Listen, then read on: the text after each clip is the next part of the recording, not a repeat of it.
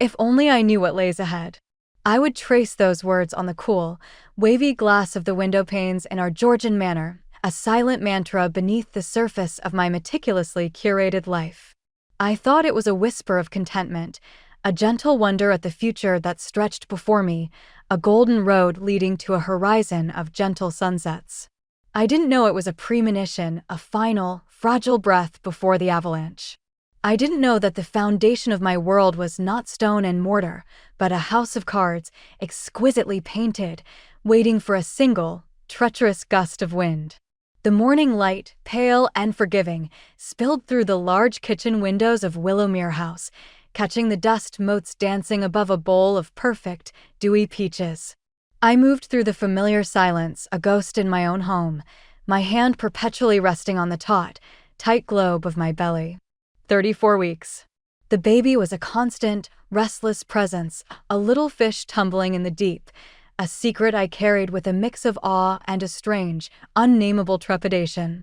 My domain was a symphony of tasteful, old-money wealth. The Ugga cooker hummed warmly, its cream enamel a testament to generations of imagined, bustling family life. The flagstones beneath my bare feet were worn smooth by time, cool and solid. On the vast, scrubbed pine table, a riot of peonies from the garden bled crimson and cream onto the pale wood. I was arranging them, a task I found meditative, losing myself in the scent and the simple geometry of stems and petals. This was the life I had built, or rather, the life that had been built around me. A beautiful cage, gilded with privilege. Alexander's world. I heard his footsteps first, the confident, measured tread on the hallway's Turkish runner. He appeared in the doorway, already dressed for the day in a crisp, white shirt, the sleeves rolled precisely to his elbows. He was a man carved from privilege and self-assurance, his dark hair silvering just enough at the temples to lend him an air of distinguished authority. He looked at me, at the flowers, at my swollen belly, and a smile touched his lips. It was a possessive smile, I see that now. The smile of a man surveying his finest acquisitions. "Still at it, my darling," he said, his voice a low, smooth baritone that once made my knees weak. He came to me, his hand replacing mine on my stomach. His touch was cool. "How's my air today?" "Active," I said, my voice softer than I intended. The baby gave a firm, rolling kick, as if in greeting to the pressure of his father's hand. Alexander chuckled, a dry, brief sound. "Strong. Good." He leaned in and kissed my forehead, a benediction. A dismissal. "I've a mountain of work before the weekend. Don't let Leo subsist entirely on cereal." I saw him heading for the Xbox. "He has a maths tutor at 11, I reassured him. "I'll make him something proper." "See that you do." His gaze swept over me, from my messy bun to my bare, slightly swollen feet. It was not a gaze of desire, but of assessment. "You should rest, Olivia. You look tired." And there it was, the slight, patronizing edge, so finely honed I almost didn't feel the cut. I was a project, my pregnancy a condition to be managed, my appearance a reflection of his status. I nodded, the good wife, the vessel for his heir. "I will. After I finish these." He was already turning away, retreating towards the sanctuary of his oak-paneled study. "Don't overtire yourself. Think of the baby." The words were a cage. Every concern, every instruction, every patronizing endearment was bars of polished silver, locking me into this role. I stood there for a long moment after he left, my hand on my belly, the peonies screaming their vibrant, silent life into the quiet room. If only I knew. The day unspooled with its usual, placid rhythm. I coaxed Leo, my 13-year-old stepson, away from his screen and watched him sullenly push scrambled eggs around his plate. He had Alexander's dark eyes and a perpetual storm cloud of adolescent resentment brewing over his head. I'd been in his life since he was 6, a replacement for the mother who had, according to Alexander, proven herself unstable. I'd tried so hard to bridge the gap. To be a friend, a constant. But lately, the gap felt more like a chasm, and he viewed me as an obstacle, a nagging, pregnant reminder of the rules he so despised. By late afternoon, a strange restlessness had taken hold of me. The house felt too large, too quiet. The baby was quiet, too, a lull that felt unnerving after the morning's gymnastics. "Leo?" I called out, finding him slouched on a sofa in the drawing room, his phone glowing in his hands. "Fancy a game?" "Hide and seek." He looked up, his expression one of pure, unadulterated scorn. "Hide and seek? Are you for real?" "I'm 13. "I know how old you are," I said, keeping my voice light, though his rejection stung. "I'm bored. And slow. You'll have an advantage. Come on. Humor me. For the baby." I patted my stomach, deploying the one piece of leverage I had. He rolled his eyes with a theatrical sigh, but he shoved his phone into his pocket and stood up. "Fine. Whatever. You hide first. I'll count to 50. No fair going upstairs. Your lungs sound like a broken accordion when you climb the stairs." The insult was casual, precise. I forced a smile. 50 it is. As he began to drone the numbers, I moved as quickly as my body would allow. The ground floor offered few options. The laundry room was too obvious. The cupboard under the stairs was a jumble of coats and wellies. My gaze fell on the French doors leading to the patio from the drawing room. Outside. If I was quiet, I could slip around the side of the house, maybe hide in the little nook by the old greenhouse, obscured by a sprawling clematis. I slipped out, the cool spring air shock on my skin. The stone flags were damp beneath my thin-soled shoes. I moved along the side of the house, past the library windows, towards the back where Alexander's study looked out over the manicured lawn. My plan was to dart past his window and into the cover of the shrubs. That was when I heard it. His voice, muffled but distinct, coming from the slightly ajar French door of his study. He was on a speakerphone call. I froze, pressing myself against the cool, rough stone of the house wall, hidden from view by the heavy velvet curtain that was drawn partially across the door inside. I wasn't hiding from Leo anymore. I was hiding from my husband. "Just tying up loose ends now," Alexander was saying, his tone relaxed, almost jovial. A tone he rarely used with me anymore. Sebastian's voice, tinny through the speaker, was equally bright. "Excellent. So, you're definitely coming down for the weekend?" "With the wife." There was a pause. Then a sound that ripped the very air from my lungs. A short, derisive scoff. It was a sound of such pure contempt that it felt like a physical blow. "Where is my wife supposed to go with that belly of hers?" Alexander said, the words dripping with a casual cruelty that made my blood run cold. "She's like a beached whale. No, let her stay home and bake scones. It's all she's good for at the moment." The world tilted. The vibrant green of the lawn, the clear blue of the sky, everything grayed out, leaching of color and meaning. A beached whale. Bake scones. I could feel the weight of my body, the immense, ungainly swell of my stomach. Shame, hot and immediate, washed over me. Sebastian laughed, a complicit, ugly sound. Right. Understood. So, you'll meet me at the club first? Say 7? Then we can head to the house together. She's eager to see you." "I bet she is," Alexander replied, his voice lowering into a familiar, intimate timbre that I hadn't heard directed at me in months. A tone of desire. "Tell Chloe I'm eager to see her, too. I'll have the package she wanted. It's all arranged." Chloe. The name hung in the air, sharp and poisonous. She. The other woman. It wasn't a suspicion anymore. It was a fact, stated with such effortless, callous clarity. "Perfect," Sebastian said. "See you then, Alex. Drive safe." The call ended. The silence that followed was more deafening than any noise. It was the silence of my world ending. I couldn't move. I was pinned to the wall, a specimen, a beached whale. My breath hitched in my throat, a ragged, useless thing. A metallic taste flooded my mouth.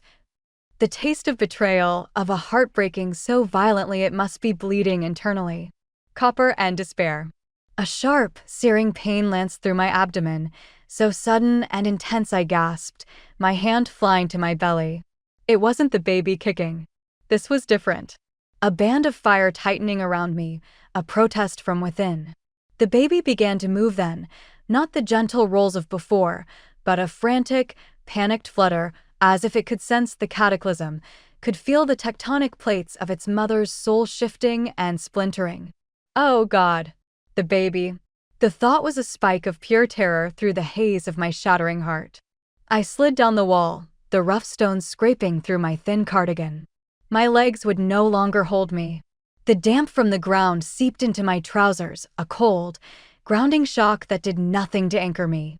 I was falling, spiraling down into a void I never knew existed beneath the polished floors of my beautiful home. A beached whale. Bake scones. Chloe. The words looped in my mind, a taunting, vicious chorus. Every patronizing smile, every concerned comment about my rest, every time he'd urged me to take it easy, it wasn't protectiveness. It was containment. He was tidying me away, the cumbersome wife, so he could be free to be with her. I looked at my hands, splayed on the cold stone. The hands that arranged flowers, that cooked meals, that had stroked Leo's forehead when he was feverish, that now cradled the child of the man who saw me as a burden. They were shaking violently. I brought one to my mouth to stifle a sob, and I could still smell the faint, sweet scent of the peonies. The scent of my own naivety. I was trapped. Trapped here on this cold patio, unable to stand, to run, to scream. And trapped in this life, in this gilded cage that had just been revealed to be a slaughterhouse of the spirit. The facade of Willowmere, of my marriage, of my future, had not just cracked. It had exploded, and I was at the center of the blast, shredded by the shrapnel of his words, left with nothing but the frantic, terrified kicking of the life inside me and the chilling, absolute knowledge that nothing would ever be the same again. If only I knew what lays ahead. The thought returned, not as a wistful whisper, but as a scream from the ruins of who I used to be. The road ahead was no longer golden. It was dark, treacherous, and I was about to be forced to walk it, broken and alone. The cold from the flagstones had seeped into my bones, a permanent chill that no amount of sunlight could ever hope to thaw. I don't know how long I sat there, slumped against the wall, the ghostly echoes of beached whale and Chloe swirling in the vortex of my mind. The baby's frantic movements had subsided into a dull, persistent ache, a deep-seated throbbing that mirrored the pain in my chest. It was the ache of a foundation giving way, of realizing the ground beneath you was not just unstable, but actively collapsing. A sound jolted me from the stupor, Leo's voice, petulant and bored, calling from the French doors inside the drawing room. "Olivia, this is stupid. I'm not playing anymore. You win or whatever. I'm going back online." His voice, so normal, so utterly disconnected from the cataclysm that had just occurred, was a bizarre anchor to a reality that no longer existed. I had to move. I couldn't be found here, a crumpled, weeping mess against the house. Using the wall for support, my muscles screaming in protest, I pushed myself to my feet. My body felt alien, heavy with betrayal and the life it carried. I took a few shaky steps, my vision swimming, and slipped back into the house through the same door I'd exited, the air inside feeling thick and suffocating. Leo was already back on the sofa, his face illuminated by the cold glow of his phone. He didn't look up. "You're a rubbish hider. I saw you go outside." I couldn't form a response. My throat was sealed shut by a sob I refused to release. I walked past him, through the hall, and into the kitchen. The scene was unchanged. The peaches still glistened. The peonies still bled onto the pine. The aga still hummed. It was a diorama of a life that had been a lie. I stood at the sink, gripping the cool porcelain, staring out at the garden, at the very spot where my world had ended. My reflection in the window was a pale, distorted ghost. I heard his footsteps again. Slower this time. He was back. The architect of the ruin. Alexander entered the kitchen, his expression one of mild, preoccupied annoyance. "I've hit a wall with the Singapore proposal. I need a coffee. Strong." He moved towards the aga, then paused, his gaze sharpening as it landed on me. "Olivia? You're white as a sheet. What's wrong?" The concern in his voice was so practiced, so seamless, that for a dizzying second, I wondered if I had imagined it all. Maybe it was a hormonal dream, a paranoid fantasy conjured by my pregnant brain. But the cold, damp patch on my trousers, the raw scrape on my elbow from the stone, the metallic taste of heartbreak still coating my tongue, they were all real. The dam broke. I heard you. The words were a ragged whisper, torn from a place of raw hurt. He stilled, his back to me. Heard what, darling? On the phone. With Sebastian. I turned to face him, my entire body trembling. I was outside your study. I heard everything. He turned slowly, his face a mask of calm inquiry. Outside my study? What were you doing out there? It doesn't matter what I was doing. My voice rose, shrill and unfamiliar. I heard what you said about me. That I'm a beached whale. That I should stay home and bake scones . The words burn like acid in my mouth. And I heard you. I heard you tell him to tell Chloe that you were eager to see her. Who is she, Alexander? Who is Chloe? I was crying now, hot, helpless tears of fury and devastation. I wanted to see shock on his face. Guilt. Remorse. Anything but what I saw. His expression shifted from inquiry to a cold, controlled fury. It was like watching a steel portcullis slam down. The warmth in his eyes vanished, replaced by a glacial chill. You were eavesdropping, he said, his voice dangerously quiet. You were skulking around outside my window, listening to a private business conversation, and now you're hurling these hysterical accusations at me? Hysterical. I choked out.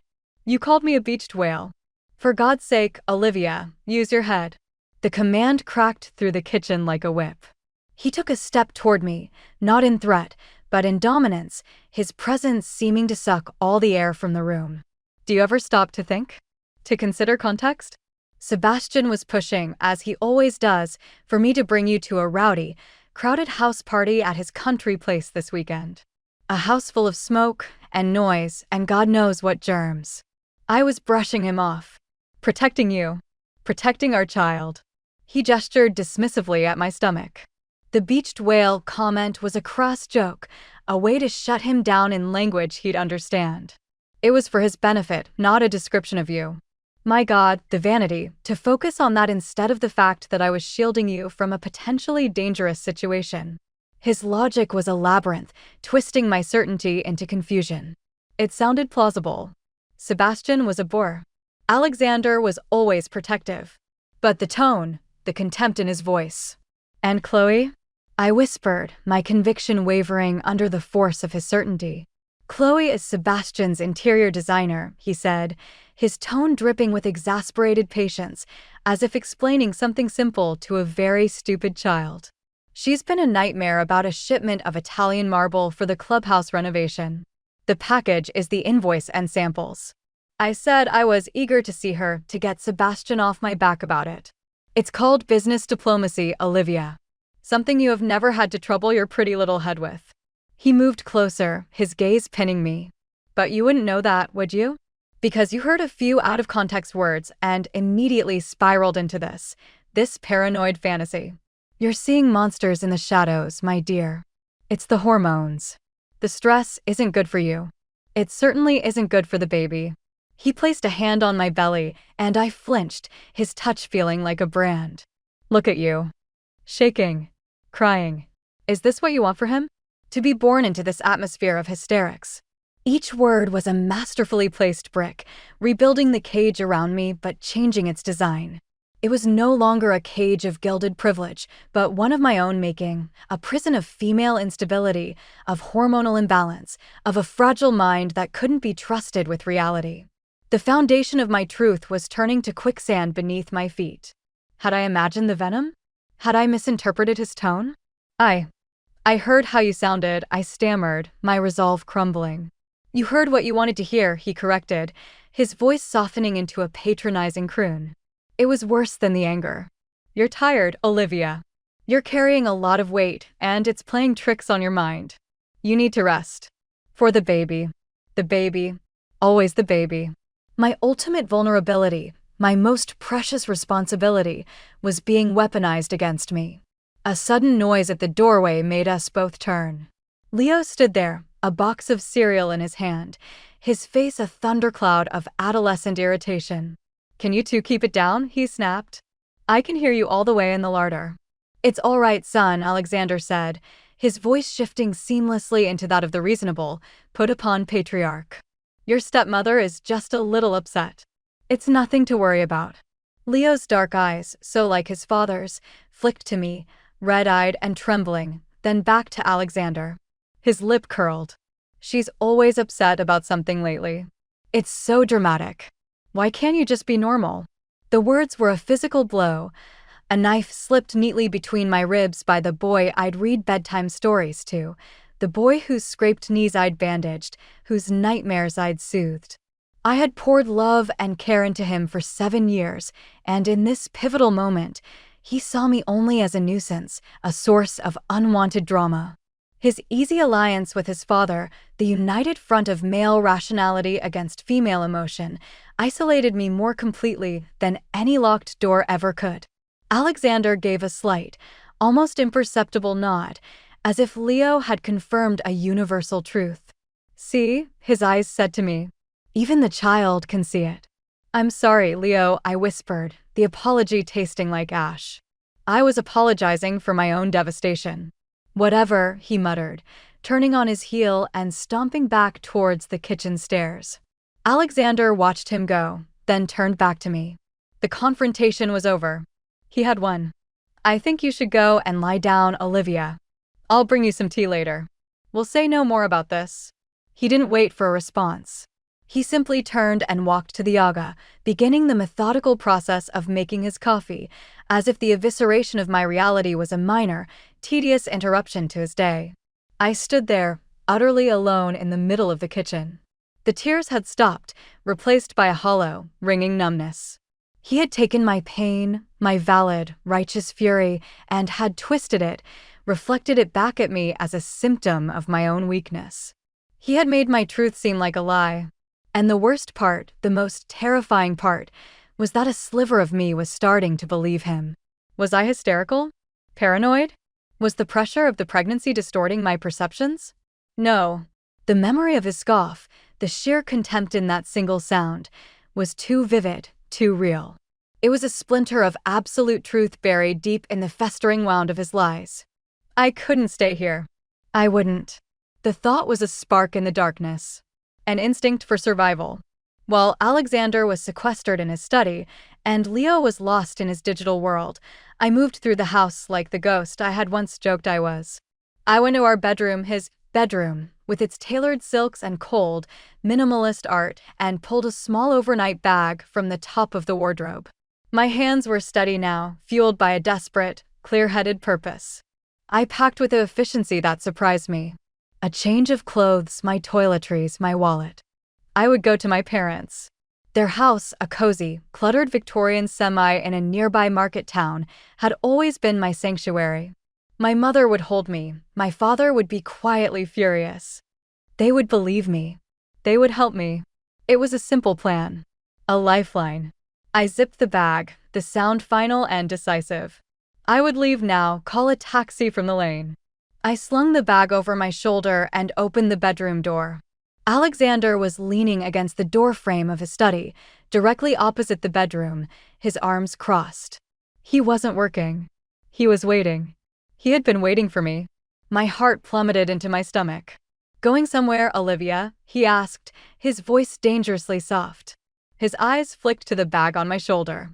Panic, cold and sharp, seized me. I need some air. I thought I'd visit my parents for a night. I see. He pushed himself off the doorframe and walked toward me with a predator's calm. He didn't try to take the bag. He didn't raise his voice. He simply stopped in front of me, looking down with an expression of profound disappointment. So, the hysterics weren't enough.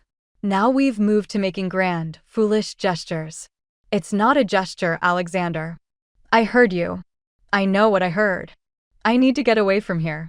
And run to Mummy and Daddy, he mused, a faint, cruel smile touching his lips. And tell them what? That their daughter, in a fit of pregnancy-induced paranoia, is abandoning her husband and home because she misinterpreted a phone call? Do you really think that's wise, Olivia? They'll believe me, I said, but my voice lacked conviction. Will they? He tilted his head. Let's think about that. Let's think about your father. 68 years old. His heart hasn't been strong since his bypass. His little import business, that charming little hobby that keeps him busy, it's had a remarkably good few years, hasn't it? The expansion into the European market was particularly successful. A cold dread began to creep up my spine. What are you talking about? I'm talking about the fact that the primary investor in your father's business is a venture capital firm called Ethelred Holdings, he said, enunciating each word with chilling precision. A firm in which I am the majority, silent partner. I'm talking about the fact that the customs broker who smooths over all his tricky little shipments is a man who owes me a very large favor. I'm talking about the comfortable retirement your parents are enjoying, Olivia. The roof over their heads. The food on their table. He took a final step, so close I could smell the faint scent of his coffee, see the flecks of gray in his icy blue eyes. Do you really think, he whispered, that they will risk all of that, their comfort, his health, their entire peaceful existence, for your hysterics? Do you think your father's heart could withstand the scandal, the financial ruin, that would follow if I were to withdraw my support? Be very, very sure of the answer before you walk out that door.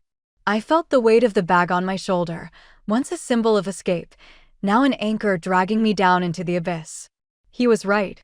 My father, proud but fragile, would be destroyed. My mother would be terrified. I couldn't bring this calamity to their doorstep. I was utterly alone. Seeing the defeat in my eyes, he gently, almost tenderly, took the bag from my shoulder. It's for the best, my darling. You're not thinking clearly. He turned and walked back into his study, placing my bag just inside the door. Then he went to his desk and opened a drawer. He pulled out a large, important-looking envelope. Since we're on the subject of practicalities, he said, his tone conversational once more, as if discussing the weather. I'll need your passport and your national insurance documents. There are a mountain of forms for the birth registration at the private clinic, and my secretary is dealing with it all. It's easier if I hold on to them. The request was so absurd, so blatant, that it cut through my numbness. My passport? Why? The baby isn't due for weeks. Planning, Olivia. Foresight. Something you are clearly lacking at the moment. He held out his hand, expectant. It's in the safe, I assume? The combination, if you please. I stared at his outstretched hand. This was it. The final locking of the cage.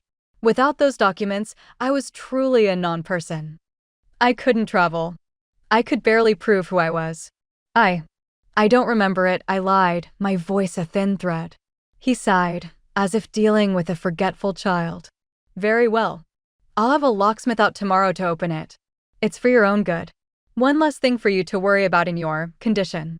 He turned his back on me, effectively dismissing me. The conversation was over.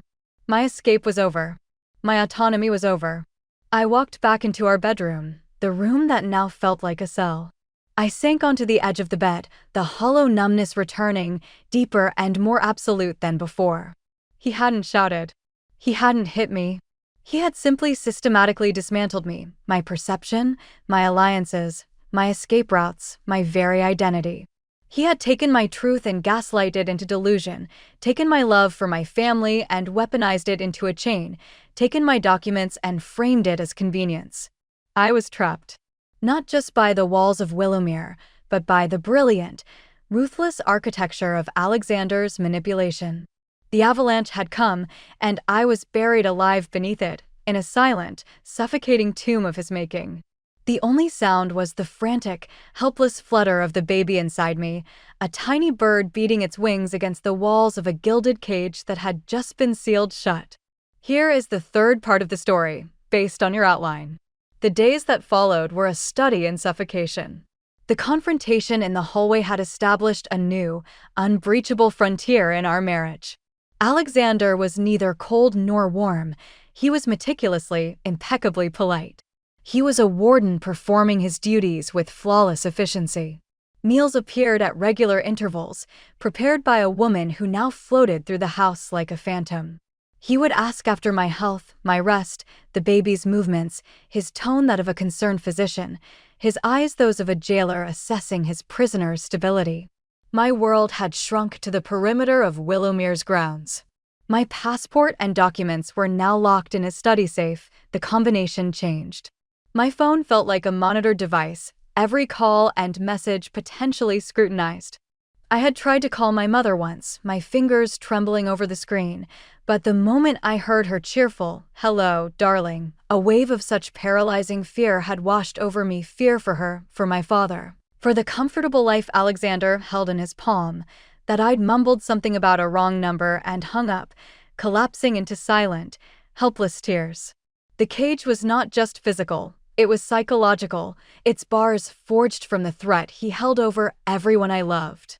It was in this state of suspended animation, for days after the world ended, that the web truly began to tighten. I was in the drawing room, attempting to read a novel. The words swam on the page, meaningless symbols. I was mostly staring out at the lawn, at the spot where I had learned the truth, trying to summon the energy to plan, to think, to do something. The baby was quiet, a heavy, still presence. The doorbell chimed, a melodious, two-tone sound that echoed through the silent house. My heart gave a frantic leap. A visitor. A potential witness. A crack in the isolation. I heard Alexander's firm tread from his study, crossing the hall. I stayed where I was, listening, my book forgotten in my lap. The heavy oak door swung open. There was a beat of silence, then Alexander's voice, smooth as polished granite. "Chloe. This is a surprise. Chloe." The name was a spike of ice through my heart. I stood up, my legs unsteady, and moved to the doorway of the drawing room, hidden in its shadows, peering into the hall. She stood on the threshold, silhouetted against the pale spring light. She was exactly as I had imagined her in my most tortured thoughts, and yet more devastatingly real. She was perhaps in her late 20s, sleek and polished as a diamond. Her hair was a sheet of honey blonde, cut in a sharp, expensive bob that swung as she moved. She wore a trench coat of unmistakable cut and quality, cinched at a waist that was narrow and firm, a waist I could no longer remember having. "Alexander," she said, her voice a cool, confident chime. I was in the area, finalizing the mood boards for the Cheltenham project. "Sebastian said you needed these contracts signed, urgently dash dot." She held out a thick, cream-colored envelope. It was a flimsy pretext. Business papers could have been couriered. She was here to see him. To see me dash. "Thoughtful of you," Alexander said, taking the envelope. He didn't open it. His body was positioned in the doorway, partially blocking her entry, but he made no move to send her away. It was a performance, and I was the audience. "Don't be silly," she laughed, a sound like breaking glass. "It's no trouble. I know how busy you are." Her eyes, a piercing, clever blue, slid past him, scanning the hall, and then they found me in the shadows. There was no hesitation. No polite inquiry. Her gaze traveled over me, from my bare, swollen feet, up my loose, comfortable maternity dress, to my face, pale and devoid of its usual careful makeup. It was a comprehensive, brutal assessment. I saw it all in that look, the pity, so sharp it was an insult, and beneath it, a glittering, unassailable contempt. She saw the beached whale. And she approved of the designation. "Oh," she said, her tone feigning gentle surprise. "I'm so sorry. I didn't realize you had company." Alexander turned, his expression one of mild, patronizing amusement. He knew I was there all along. "Not company, Chloe. This is my wife, Olivia." He stepped aside, forcing me into the spotlight. I had no choice but to step forward into the vast, tiled space of the hallway. I felt enormous, ungainly, a shabby ghost in my own home next to her razor-sharp perfection. "Olivia, this is Chloe Sterling." "Sebastian's interior designer," Alexander said, the lie rolling off his tongue with practiced ease. Chloe offered a slim, manicured hand. I took it automatically. Her grip was cool and brief. "It's so lovely to finally meet you, Olivia," she said, and her eyes said the exact opposite. "They said I have one. Look at you. You are already the past. Alexander has told me so much about you." I knew, with a certainty that stole the air from my lungs, that he had. He had told her I was tired, hormonal, a burden to be managed. He had told her I was good for baking scones. Has he? I managed, my voice a dry rustle. "Oh, just how excited he is about the baby," she said, her gaze dropping to my stomach with a clinical detachment. "It's such a magical time." Her eyes flicked back to Alexander, and in that split second, they exchanged a look of such profound, intimate understanding that it was like a physical blow. It was a look that bypassed words, a look that spoke of shared secrets, shared beds, shared laughter at my expense. It was the look he no longer gave me. The encounter lasted less than 2 minutes, but it left me eviscerated. It was one thing to hear her name on a phone call, another to have her physical perfection and her cool contempt standing in my home, anointing my humiliation with her presence. "Well, I must dash," Chloe said, turning back to Alexander. She touched his arm, a casual, proprietary gesture. "Don't forget about Friday, Alex. I've booked the table for 8. "I haven't forgotten," he said, his voice warm, intimate. The voice he used with her. With a final, dismissive smile in my direction, she was gone, the door closing with a soft, definitive click. The hall seemed darker, smaller.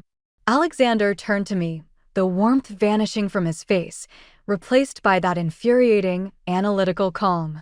"See," he said, as if concluding a logical argument. "A business associate. Delivering papers. You let your imagination run away with you, Olivia." He didn't wait for a response. He walked back into his study, the envelope in his hand, leaving me alone in the cavernous hall, the scent of her expensive perfume still hanging in the air, a poisonous reminder that the other woman wasn't a phantom. She was real, she was beautiful, and she had just walked into my home and confirmed every terrible, gut-wrenching suspicion. The foundation, already cracked, gave another sickening lurch. The encounter with Chloe left me raw and twitchy. Every sound from the driveway made my heart hammer. Expecting to see her car again, I took to staying in the nursery, a room I had once decorated with such hope, now feeling like a beautifully appointed cell for my unborn child. I was arranging a stack of tiny, impossibly soft blankets when I heard the crunch of gravel on the drive, different from Alexander's powerful car or the delivery vans. Peering through the window, I saw a small, slightly battered hatchback parked haphazardly near the gates. A woman was getting out. She was thin, almost gaunt, with lank, dark hair and clothes that seemed a size too big. There was a nervous, bird-like quality to her movements as she approached the front door. It took me a long, disbelieving moment to place her. Isabel, Leo's mother. I hadn't seen her in years. Alexander had shown me pictures from their divorce proceedings, a woman with wild eyes and a desperate expression, used as evidence of her instability. The woman approaching the door was a faded, weary version of that photograph. The doorbell rang. I heard Mrs. Jensen, our twice-weekly cleaner, answer it. There was a low, hurried conversation. A moment later, Mrs. Jensen appeared at the nursery door, her face pinched with disapproval. "Madam? There's a woman at the door. Says she's Leo's mother. She's asking for you. Shall I tell her to go away?" A wild, desperate hope flared in my chest. Isabel. She knew Alexander. She had lived this. "No," I said, my voice stronger than it had been in days. "I'll see her. In the morning room. And could you bring us some tea, please?" Isabel stood in the middle of the morning room, wringing her hands. She looked utterly out of place amidst the chintz and heirlooms. When she saw me, her eyes, the same dark, deep-set eyes as Leo's, widened with a frantic intensity. "Olivia," she breathed, her voice trembling. "I'm sorry to just turn up. He can't know I'm here." "Alexander?" I asked, guiding her to a sofa. She flinched at his name. "Yes. He has a restraining order. I'm not allowed within 500 feet of Leo or the house. If he finds out," she looked genuinely terrified. "Why are you here, then?" I asked softly. The tea arrived. Isabel waited until Mrs. Jensen had left, closing the door behind her, before she leaned forward, her body taut with urgency. "I heard," she whispered, her eyes darting towards the door. "A friend of a friend. They know Sebastian. They said Alexander has a new one. A girl named Chloe. And that you're pregnant." Her gaze fell to my stomach, and her expression was one of pure, unadulterated pity. "Oh, you poor girl." Tears sprang to my eyes. It was the first time anyone had looked at me with genuine, unscripted empathy in what felt like a lifetime. "You know?" I whispered back. "I know him dash," she said, the words laced with a decade of bitterness and pain.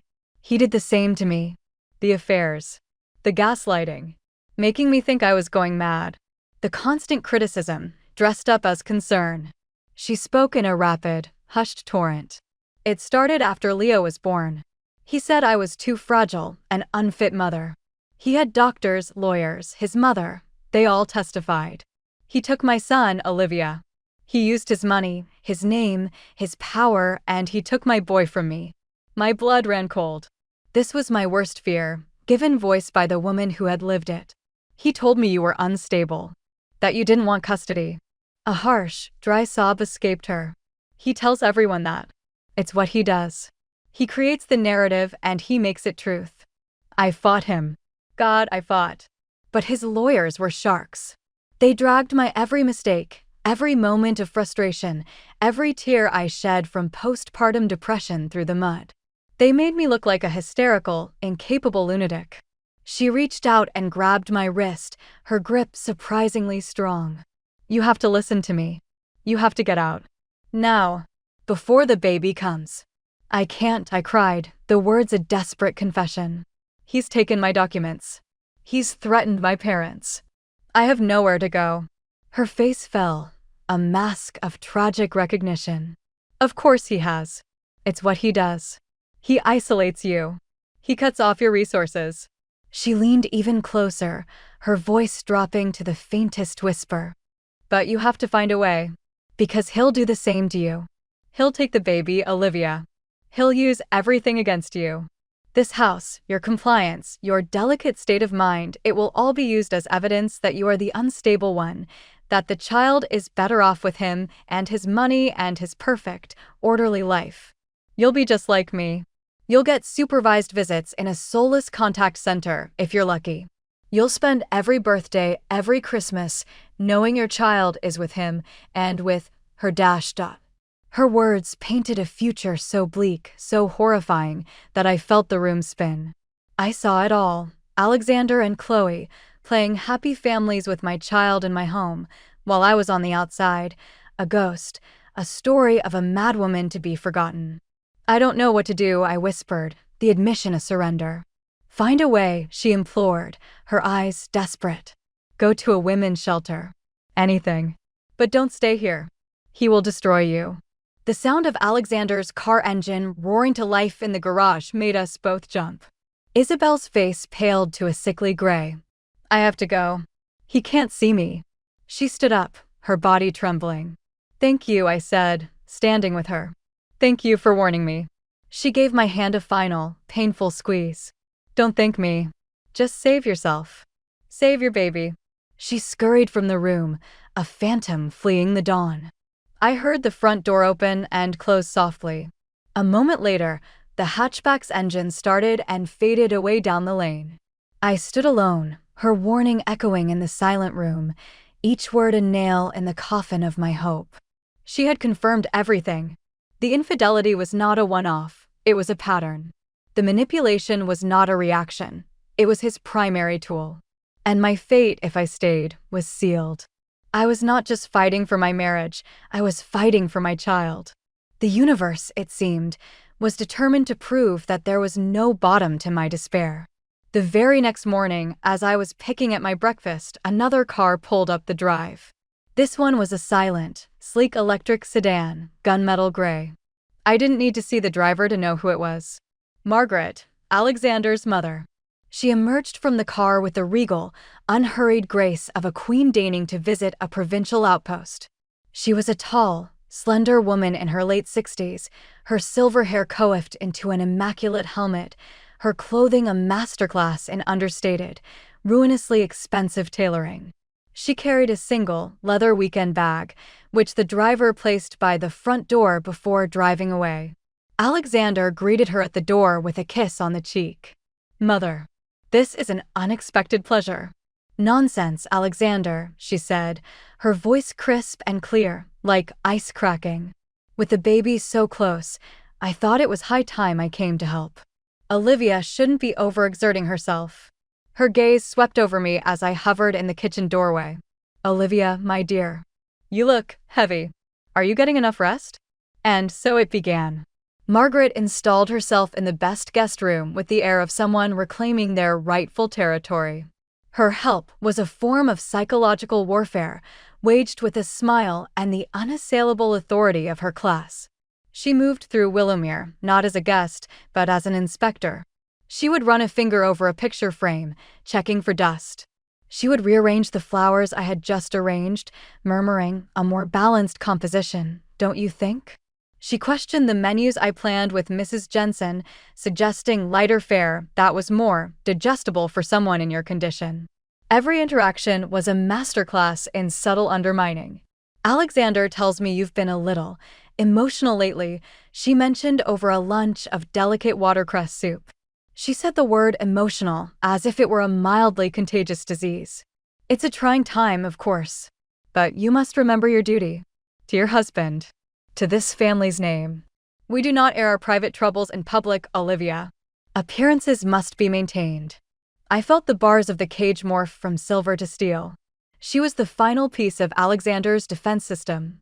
While he controlled my present and future with threats and documents, she was here to police my spirit, to reinforce the narrative of my instability, and to ensure I played my part as the serene, dutiful wife. That evening, after Alexander returned from work, the three of us sat in the drawing room. It was a grotesque parody of domestic bliss. Margaret sat ramrod straight in her wingback chair, sipping sherry. "I had a lovely chat with Leo today," she announced. "He's such a bright boy. So much like you, Alexander. He mentioned he's been a bit troubled by the atmosphere in the house lately." My head snapped up. Leo had spoken to her? About me? Alexander sighed, a weary, put-upon sound. "It's been a difficult patch, Mother. But we're managing." "Of course you are," Margaret said, her tone dripping with maternal pride. "You have always been the strong one, Alexander. The rock. It cannot be easy, bearing the weight of so much fragility." Her eyes slid to me, and in their cool, blue depths I saw not malice, but something worse, a complete and utter dismissal. I was not a person to her. I was a variable in the family equation, one that was currently underperforming. Later, as I passed the half-open door of the library, I heard their voices, low and conspiratorial. "Needs constant supervision," Alexander, Margaret was saying. "For her own good and the baby's."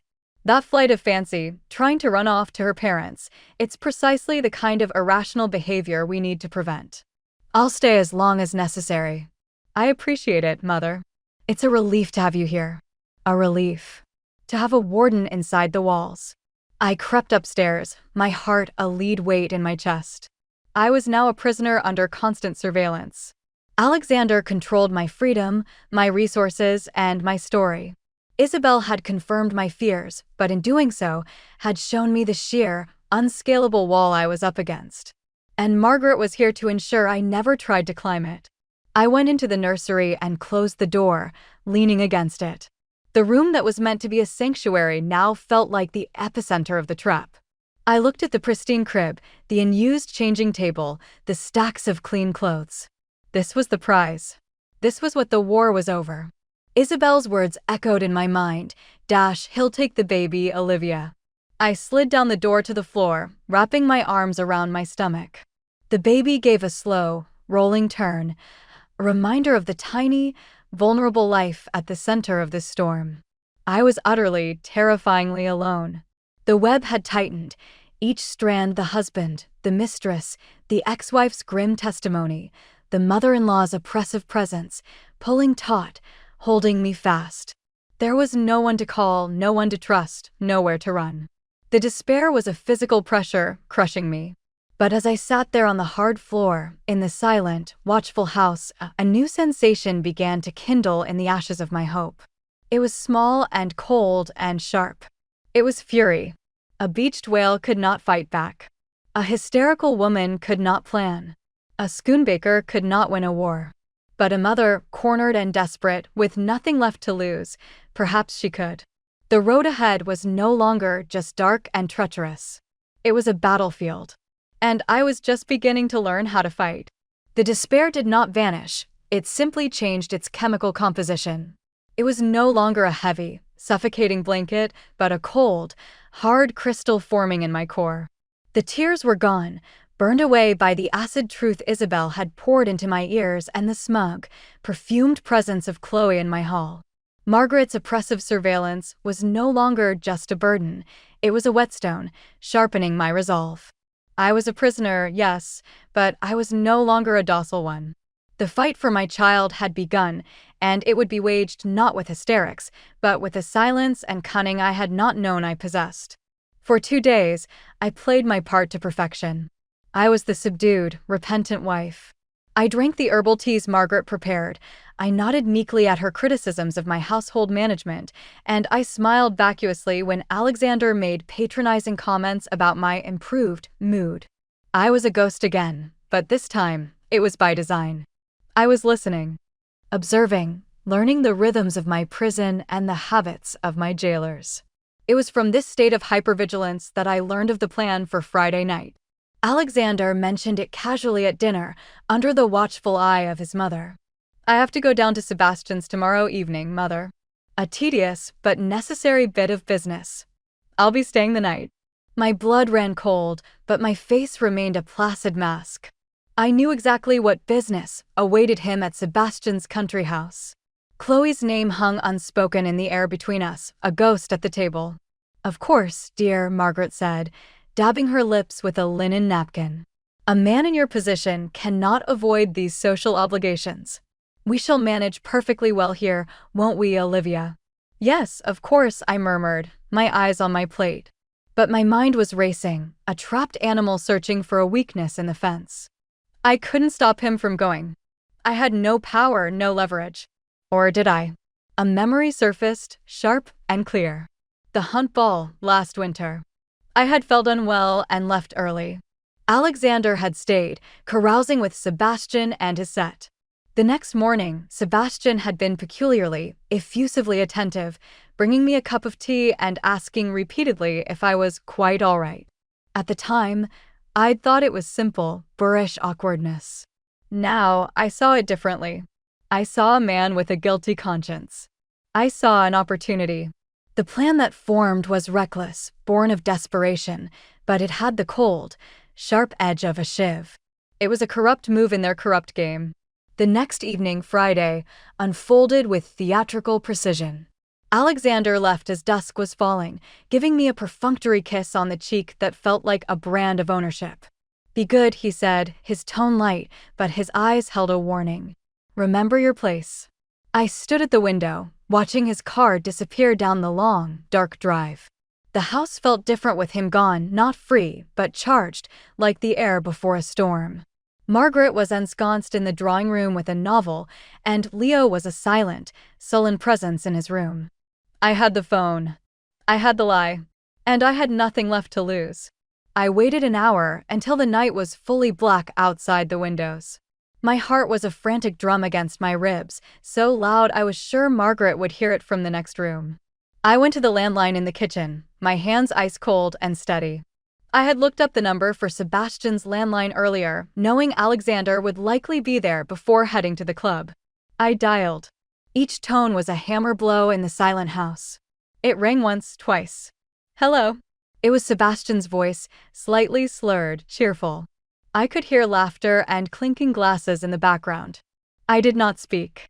I let the silence stretch, letting him wonder. "Hello? Who is this?" he said, irritation creeping into his tone. Then I began. I made my voice tremble, layering it with a breathy, panicked vulnerability I had perfected over the last few weeks.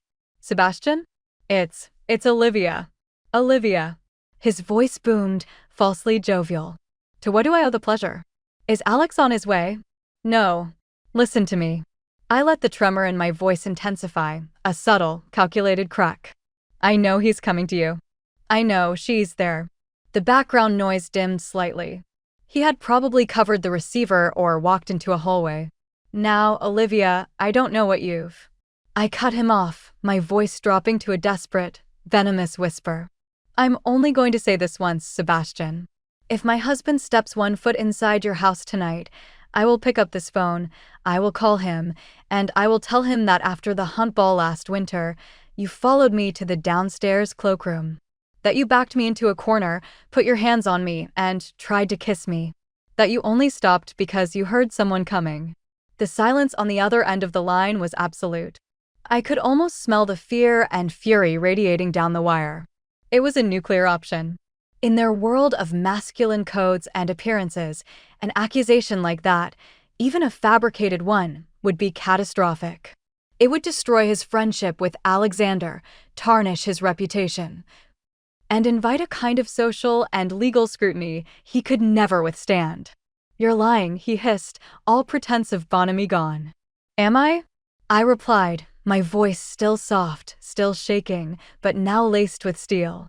"Who do you think he'll believe, Sebastian? His hysterical, pregnant wife? Or you, his drunken, lecherous friend who has a history of overstepping?" I was bluffing, building on that single, murky memory, but I poured every ounce of my conviction into it. "The choice is yours. But if I see his car turn around and come back up the drive within the hour, we will never speak of this again." I hung up. The click echoed in the silent kitchen. I stood there, gripping the edge of the counter, my entire body trembling with the aftershock of my own audacity. I had done it. I had taken their world of whispered insinuations and brutal power plays and had thrown it back in their faces. I felt sick and exhilarated all at once. Then I waited. 37 minutes later, I saw the sweep of headlights on the drive. His car. He was back. I moved quickly to the drawing room, picking up a book and arranging myself on the sofa in a pose of quiet repose. Margaret looked up, her eyebrows raised in surprise at the sound of the car. Alexander stormed into the room moments later. His face was a thundercloud of controlled rage. He looked from his mother to me, his gaze finally settling on me with a bewildered, searing intensity. "Olivia." A word. "Now." His voice was dangerously quiet. I looked up, feigning innocent surprise. "Alexander? Is everything all right? I thought you were at Sebastian's." "Change of plans," he bit out. He didn't elaborate. He couldn't. What would he say? "My mistress will have to wait because my wife has blackmailed my best friend." He stared at me, and for the first time, I saw something new in his eyes, not just anger, but a flicker of confusion. He was looking at the placid, pregnant woman on the sofa, and he could not reconcile her with the seismic event that had just yanked him back home. The narrative was fracturing. The hysterical wife did not make moves like this. The beached whale did not fight back. "It seems Sebastian had a family emergency," he finally said, the lie tasting like ash in his mouth. "Oh, how dreadful for him," I said, my voice the picture of wifely concern. I returned to my book, a small, cold smile touching my lips that only I could feel. The first battle was mine. The small victory was intoxicating, but it was just that small. It proved I could disrupt his plans, but it didn't get me any closer to freedom. I needed resources. I needed a plan that extended beyond the next phone call. Alexander had cut off my access to cash, but he had left one channel open, a testament to his belief in my total subjugation, a company credit card, kept in his study desk for household and personal expenses. He monitored it, of course, but he expected me to use it for massages, for maternity clothes, for the fripperies of a kept woman. He would not expect what I had in mind. A few days later, I announced my intention at breakfast. "I was thinking of going to London today," I said, my tone carefully casual. "The baby has nothing to wear for the first few weeks home, and the shops here are so limited. I need to go to Harrods." Margaret's lips pursed. "London? In your condition?" "The train journey alone." "I'll take the car," I said smoothly. "Martin can drive me." Martin was Alexander's driver, another pair of eyes. But I had a plan for that, too. Alexander looked up from his tablet, his gaze assessing. I could see the calculation in his eyes. A shopping trip was a suitably frivolous, non-threatening activity. It fit the narrative. It also got me out from under his mother's feet for a day. He saw it as a pressure valve. "Very well," he said, his tone dismissive. "Use the company card. But be reasonable, Olivia. No extravagances." "Of course," I said, the good wife. "Just the essentials." An hour later, I was in the back of the sleek Mercedes, Martin a silent, professional presence in the front. As we approached the outskirts of London, I leaned forward. "Martin, would you mind dropping me at Harrods and then taking the car to wait for me at the Natural History Museum car park? I've heard it's less congested, and I plan to walk through the park afterward for some air. It might be several hours." It was a nonsensical request, but I delivered it with the serene authority of a woman used to having her whims catered to. He hesitated for only a second before nodding. "Of course, madam." It was a gamble, but a calculated one. He was paid to drive, not to question my erratic shopping logistics. At Harrods, I slipped in through the grandiose entrance, allowed myself to be seen browsing the baby department for 15 minutes, then melted into the crowds and exited from a different door, hailing a black cab. "Fellsworth and Sons on Bond Street, please," I said, my heart thumping. The auction house was a temple of quiet, old money, all hushed voices and thick carpets. I had brought my prize, an Art Deco emerald and diamond bracelet Alexander had given me after we'd learned I was pregnant.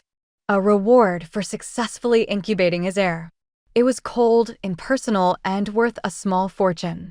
I was shown into a private room where a valuer with impossibly steady hands examined it under a loupe. "A very fine piece," he murmured. "We could place it in our next important jewelry auction. The estimate would be in the region of £40,000 to £50,000. It was more than I had dared hope for. "I need a more immediate, private sale," I said, my voice firm. "A discreet buyer. Today." He raised an eyebrow but, sensing my urgency, made a phone call. An hour later, after tense negotiation, I walked out with a banker's draft for £35,000. It felt like a fortune. It felt like a future. My next stop was a branch of a private bank, where I used a portion of the funds to rent a safety deposit box in my name only. I placed the draft and a copy of my passport inside. It was my first truly independent act in years. My final, most critical appointment was in a modern, minimalist office in Mayfair. The lawyer's name was Ms. Eris Thorne, and she had been recommended to me by a whispered name from a forgotten conversation years ago, dredged up from the depths of my memory. She was known for being ruthless, brilliant, and specializing in high net worth, complex divorces where the deck was stacked against the wife.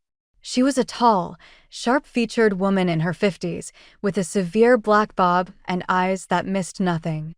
"So, Mrs. de Vere," she began, once I was seated. "Tell me everything. And leave nothing out."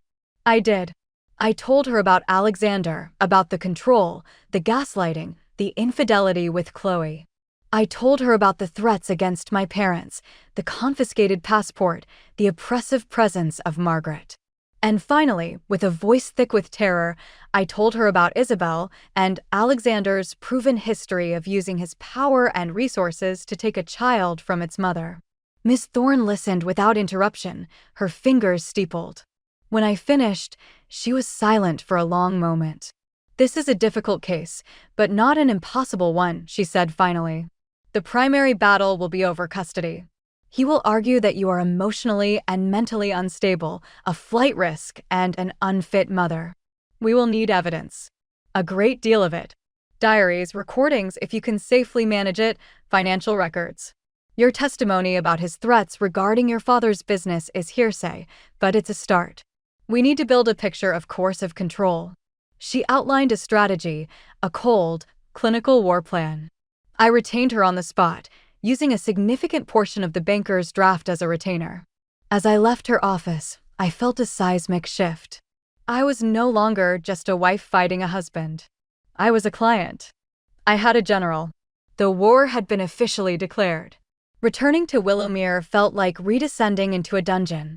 Martin picked me up as arranged, and I made a show of having a single, small Harrods bag containing a few sleep suits. Alexander barely glanced at me when I returned. The lie had held. But the tension in the house was a living thing. My newfound resolve made the constant, subtle attacks almost unbearable. Leo, in particular, had become a sharp-tongued weapon for his father and grandmother. My attempts to connect with him were met with a wall of scorn that was now more painful than ever. I was fighting for a child I hadn't yet met while losing the one I had raised for 7 years. The breaking point came 2 evenings later. I had asked him, for the third time, to please take his dishes to the kitchen. He slammed his cutlery down on the table. "Why don't you just do it yourself?" he snarled. "Or get the hired help to do it. That's all you are anyway." Just the hired help he got to replace my mom. The words were meant to wound, and they did, striking directly at my deepest insecurity. Margaret, sitting nearby, said nothing, merely taking a sip of her wine, her silence a form of endorsement. The old Olivia would have flinched. She would have cried, or pleaded, or retreated. But the new Olivia was fresh from a lawyer's office, her veins running with the cold fire of a mother's fury. I didn't move. I didn't raise my voice. I simply looked at him, my gaze steady and intense, and let the silence stretch until his defiant glare began to falter. "Leo," I said, my voice low and clear, cutting through the toxic air of the dining room. "For 7 years, since you were a little boy who was afraid of the dark, I have loved you as my own. I have bandaged your knees, I have listened to your stories, I have sat by your bed when you were sick. I have tried, every single day, to be a constant for you." I took a step closer, my eyes locked on his. He looked shocked, unnerved by my calm. "But you are right about one thing," I continued. "Your father is replacing your mother. Not with me. He is systematically erasing her, and he is trying to do the same to me. His actions, his lies, his cruelty, his other woman, are what is destroying this family. And your cruelty, Leo, is helping him. You are letting him use you as a weapon to break me." I saw the shock register in his eyes, a crack in the sullen facade. He had never heard me speak like this, not as a pleading stepmother, but as an equal combatant, calling out the battlefield for what it was.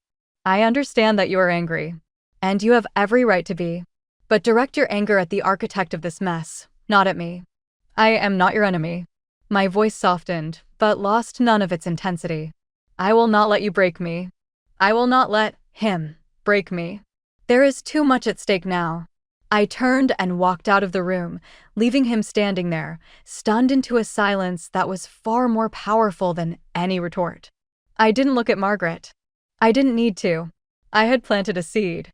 It was a fragile, desperate thing, but it was a seed of truth in the barren soil of Alexander's lies.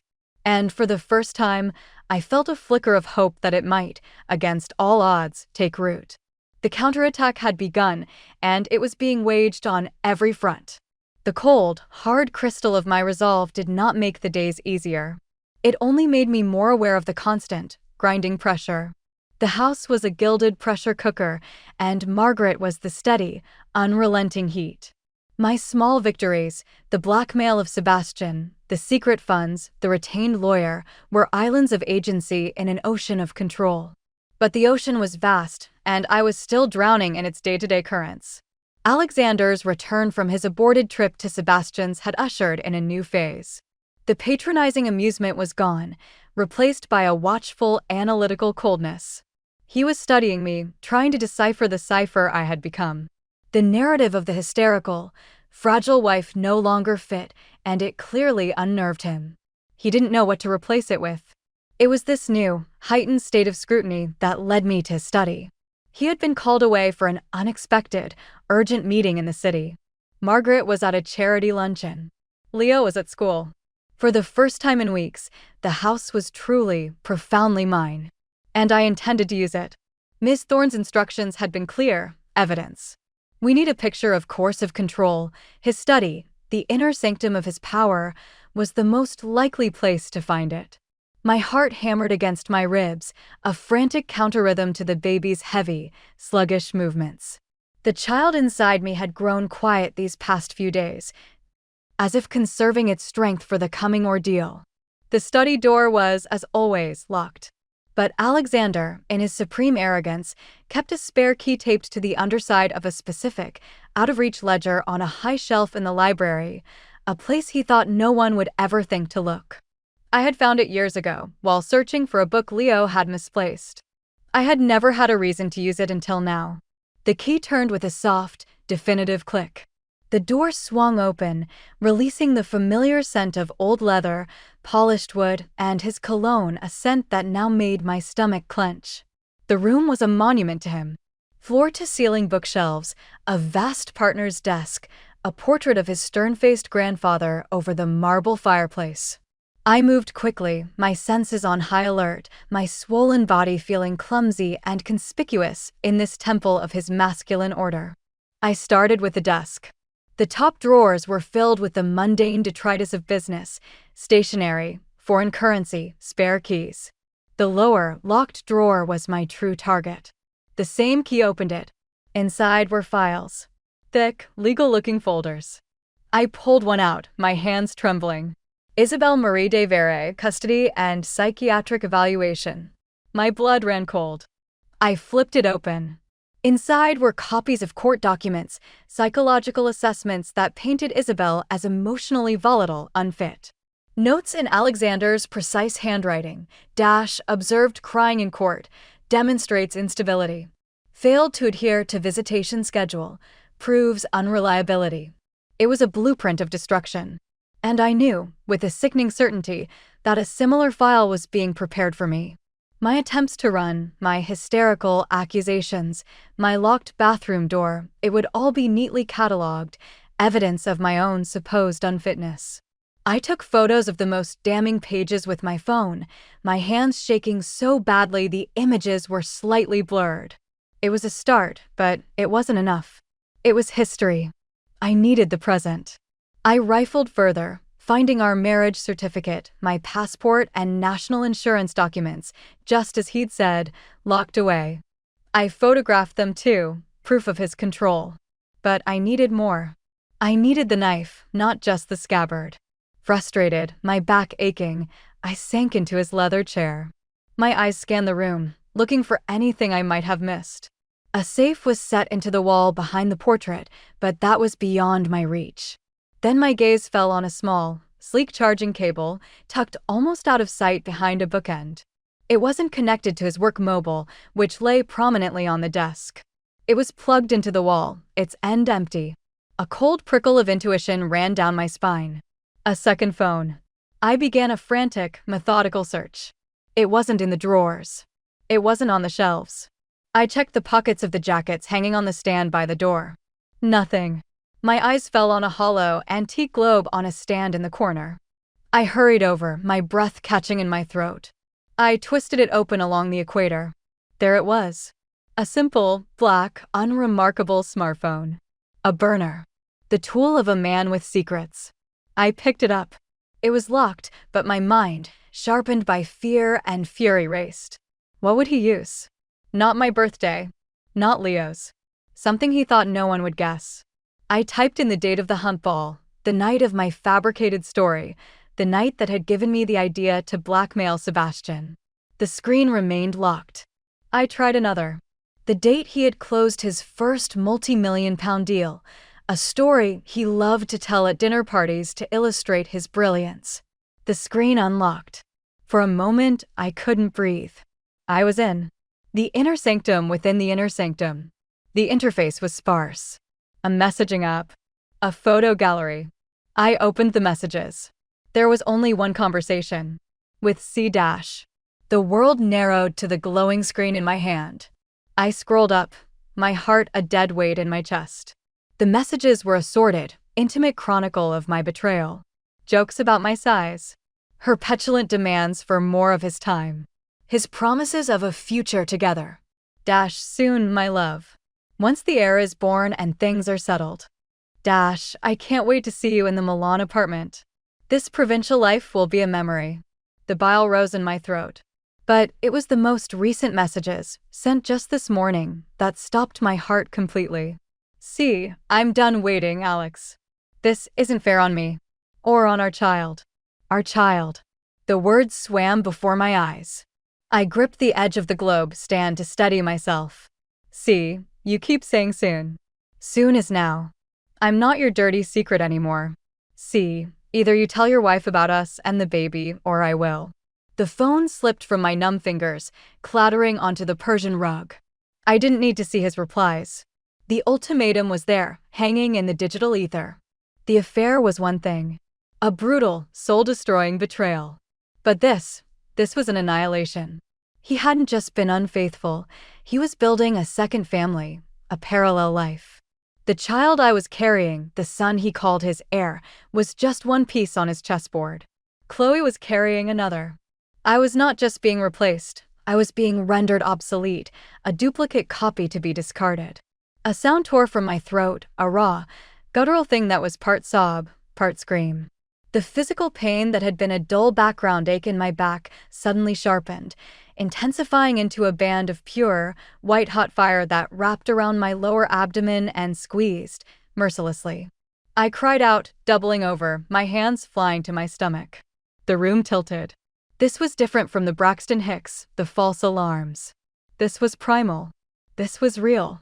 As I gasped for breath, leaning heavily on the desk, a warm gush of fluid soaked through my trousers and pooled on the floor between my feet. My waters had broken. The final, biological clock had started ticking, and it was synced to the detonation of my world. The baby was coming. Now. In the heart of the enemy's camp. Panic, cold, and absolute seized me. I couldn't have my baby here. Not in this house. Not with him. Miss Thorne's words echoed in my mind. He will argue you are unstable, a flight risk, an unfit mother. Giving birth here, in a state of hysterical collapse, would play directly into his hands. He would have his doctors swarming. They would sedate me, declare me incapable. They would take my baby. I had to get to a hospital. A public space. I had to get to my mother. Using the desk, I hauled myself upright. The contraction receded, leaving a trail of searing pain and a terrifying certainty. This was it. The point of no return. I stumbled out of the study, locking the door behind me, leaving the damning phone on the floor. It didn't matter anymore. The evidence was now irrelevant. The war was no longer about documents and custody filings. It was about to be fought over a newborn's bassinet. I made it to the top of the stairs just as the front door opened and Margaret swept in, her face a mask of placid contentment from her luncheon. Her eyes took in the scene, me, drenched, pale, gripping the banister, the trail of amniotic fluid on the polished floor behind me. For a single, unguarded moment, her composure cracked, and I saw not concern, but sheer, unadulterated fury. This was an inconvenience. A mess. A disruption to her son's neatly ordered plans. Good heavens, Olivia, she snapped, her voice cutting through the silence. What have you done? Another contraction seized me, stronger this time, bending me in half. I groaned, the sound ripped from the deepest part of me. The baby, I gasped. It's coming. Margaret's training and breeding reasserted itself. The fury was banked, replaced by cold, efficient action. Don't just stand there, you foolish girl. We need to get you to a bed. Alexander will know what to do. She pulled her phone from her purse. I'm calling an ambulance. And then I'm calling my son. Alexander, the name was a trigger. The image of the messages, of Chloe, of their child, flashed before my eyes. No, not him. Not now. As Margaret spoke tersely into the phone, giving the address, I did the only thing I could. I turned and, with a strength I didn't know I possessed, I half-walked, half-crawled down the hallway to the main bathroom. I slammed the door shut and turned the heavy, old-fashioned key in the lock. Olivia. Margaret's voice was sharp with outrage from the other side. Open this door at once. This is no time for theatrics. Theatrics. The word was a spark in the tinderbox of my fear. I ignored her. My hands, slick with sweat and fluid, fumbled for my phone. My vision blurred with pain and tears, but my purpose was diamond sharp. I called my lawyer first. Miss Thorne answered on the second ring. It's happening, I panted, my voice a raw whisper as another contraction began to build. I'm in labor. He has a mistress. She's pregnant too. I found the proof. He's on his way. I'm locked in a bathroom. Miss Thorne's voice was instantly, preternaturally calm. Listen to me, Olivia. Breathe. You are going to the hospital. Do not let them take you to a private one. Insist on the NHS. Do not let him or his mother separate you from the baby after the birth. Your mother is your key. Get her there. Now. I will make calls. I will meet you there." The line went dead. I didn't have time to process her instructions. The contraction peaked, a tidal wave of pain that stole my breath and my sight. I rode it out, slumped against the cool tiles of the bathroom wall, sobbing. As it ebbed, I heard Alexander's voice in the hallway, hard and commanding. "Olivia, open the door. This is ridiculous." I ignored him. With trembling fingers, I found my mother's number.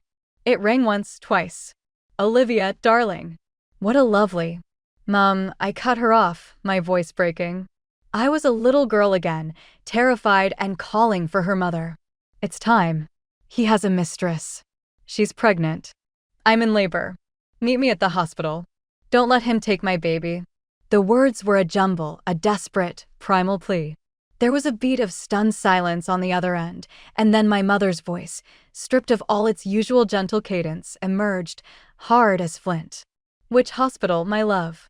"We're on our way." "I don't know," I wept. "The ambulance is coming. I'll text you. Please hurry." I ended the call just as a fist hammered against the door, making the wood shudder in its frame. "Olivia, this is your last warning." Alexander roared, his control finally shattering. "Open this goddamn door." The sound of the ambulance siren cut through his rage, wailing up the drive. It was the sound of salvation. It was the sound of the battlefield shifting. I took a deep, shuddering breath. I unlocked the door and pulled it open. Alexander stood there, his face a mask of fury and confusion. Margaret was behind him, her phone clutched in her hand, her eyes wide. For the first time, I saw a flicker of fear in them. They were not in control. The narrative was escaping their grasp. I looked Alexander directly in the eye, my body racked with another mounting contraction, my soul stripped bare. "The baby is coming," I said, my voice trembling but clear. "And you will not touch him." I pushed past him, towards the paramedics who were rushing up the stairs, towards the uncertain future, towards the pain and the fight. The gilded cage of Willowmere was behind me. Ahead lay the sterile, fluorescent light of a hospital, the first cries of my child, and the final, bloody war for his future. The birth was beginning. And so was the battle.